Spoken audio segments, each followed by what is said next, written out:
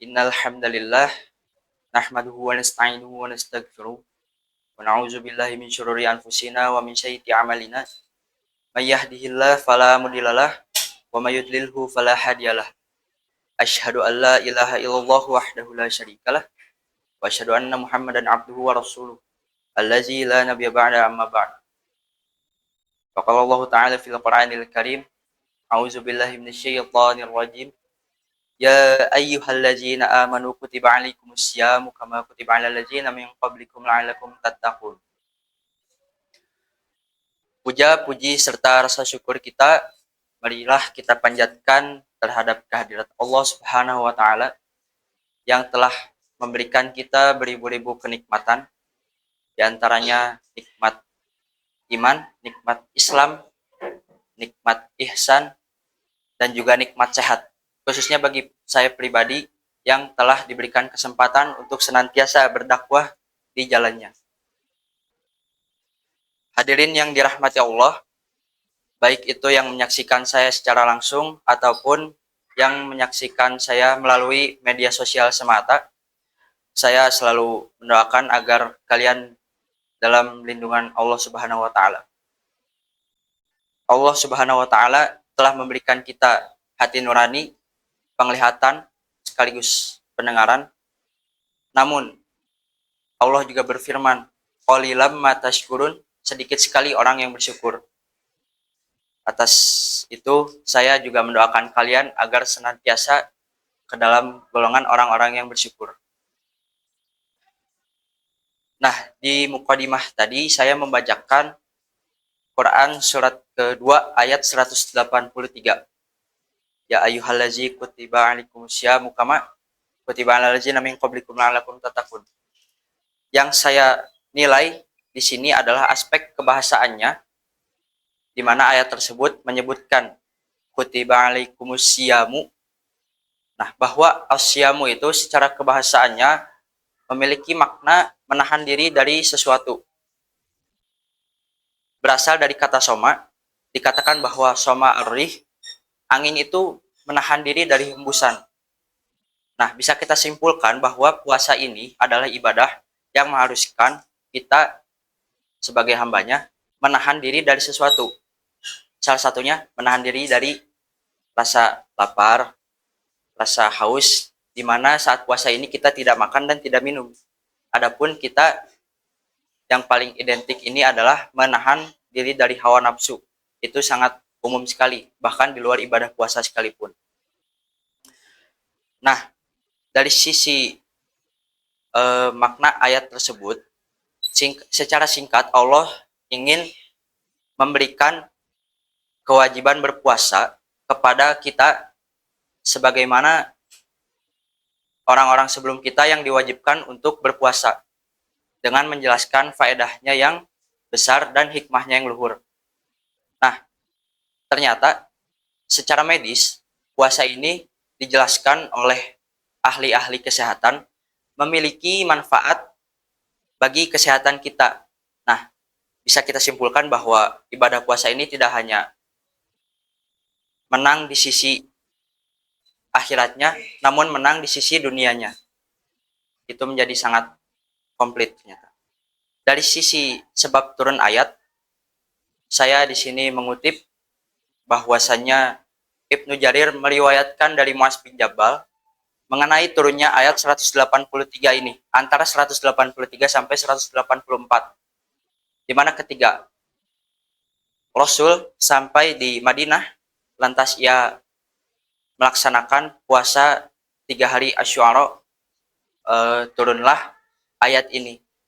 Dan juga terdapat penjelasan lebih lanjut di ayat 184, yakni ayat berikutnya, mengenai bagaimana ketika kita sedang menghadapi kondisi-kondisi seperti safar, sakit, dan sebagainya.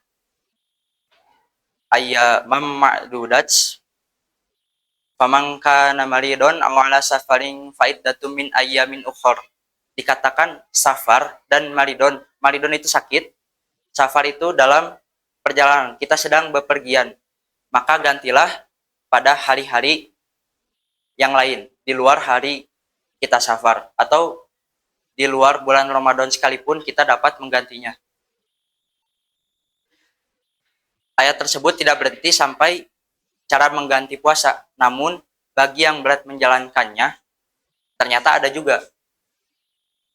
Wa 'alal ladzina yutiqunahu fidyatun ta'amu miskin. Bagi yang berat menjalankannya, maksudnya menjalankan ibadah puasa, diwajibkan bagi orang tersebut membayar fidyah.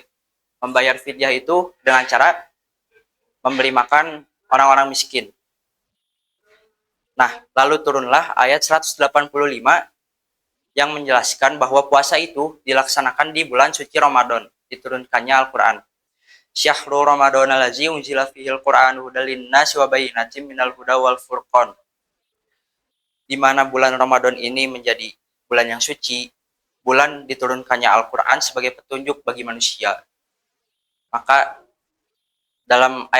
masih dalam ayat yang sama, faman syahida minkumus syahra falyasum, barang siapa di antara kalian menyaksikan atau berada dalam bulan tersebut, maka berpuasalah.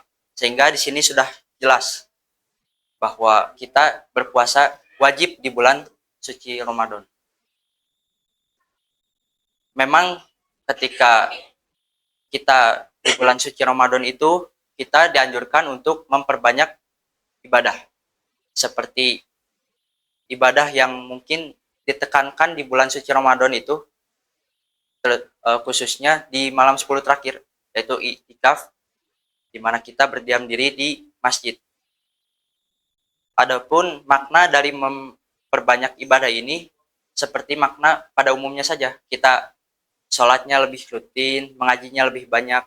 Kan ada juga biasanya ketika bulan Ramadan itu selama 1 bulan kita memiliki target untuk khatam Al-Quran, di mana 1 hari kita mendapatkan 1 juz. Nah, yang jadi perhatian saya di sini, apakah bersungguh-sungguh atau rajin dalam ibadah itu sama dengan berlebih-lebihan dalam beribadah? Tentu jawabannya sudah jelas tidak. Allah berfirman dalam Quran surat 28 ayat 77, wabtagi fima ataqallahu darul akhirah wala tansa nasibaka minad dunya. Di sini sangat jelas maknanya menunjukkan kepada carilah pahala di negeri akhirat. Ya seperti biasa ibadah, sholat itu mencari pahala di negeri akhirat. Wala tansa nasibaka minad dunya, dan jangan lupakan bagianmu di dunia. Seperti bekerja, khususnya bagi seorang suami itu mencari nafkah, kan suami itu adalah tulang punggung dari keluarganya. Ada yang harus dihidupi di sana. Nah, kita jangan sampai melupakan kewajiban duniawi kita ataupun melepaskan tanggung jawab duniawi. Sedikit tambahan dari saya, ketika melihat apa perbedaan antara umat muslim dengan non-muslim. Menurut buku yang saya baca,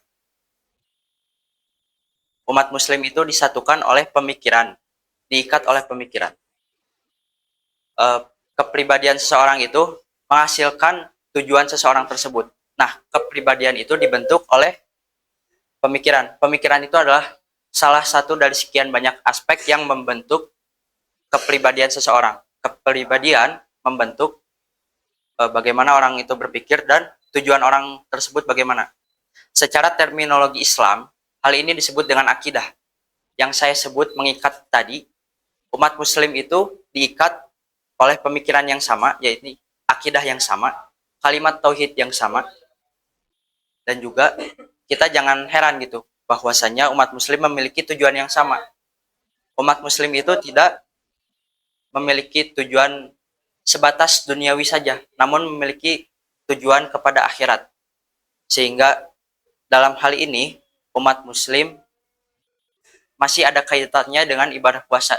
Kita menahan diri dari hawa nafsu, dan kita lebih fokus kepada akhirat kita. Tidak seperti mungkin umat non-muslim yang fokus kepada kehidupan duniawi saja. Makanya kita di dunia ini adalah tempat kita mendapatkan ujian, cobaan, dan kita memang seharusnya menahan atau menerima hal tersebut sebagai pahala. Mungkin cukup sekian yang bisa saya sampaikan. Kurang lebihnya mohon dimaafkan. Akhirul kalam. Assalamualaikum warahmatullahi wabarakatuh.